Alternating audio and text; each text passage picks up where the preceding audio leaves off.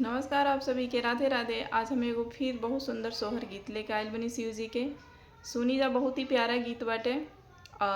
लाइक share जरूर कर देव जा, कमेंट करके बताएब जा आप सबके गीत कैसन लागल आज के।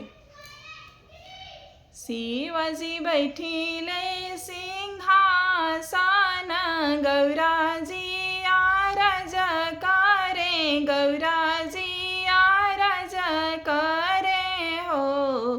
प्रभु हमहु नहई तीन काशी, सूरज गोड़वा लगतीन हो। प्रभु जी हमहु नहई तीन काशी, सूरज गोड़वा लगतीन हो।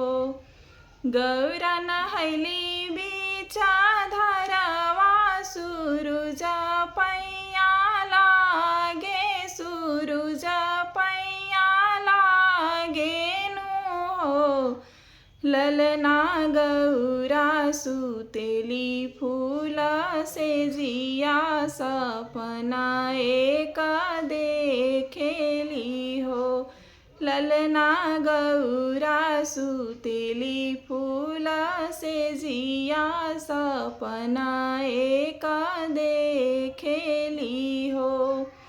अमवा जे फरेला टिकोरवा, त कलसा दीप जाले, कलसा दीप जाले हो। प्रभु जी पंडित जी पोथिया उचारे, सपना हम देखिले हो। प्रभु जी पंडित जी पोथिया उचारे, सपना हम देखेनी हो। अमवा जे होला पुत्र फल, कलसा सुहाग होला, कलसा सुहाग होला हो।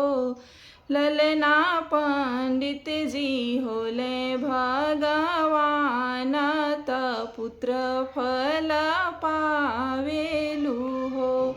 ललना पंडित जी होने भगवान, त पुत्र फल पावेलु हो।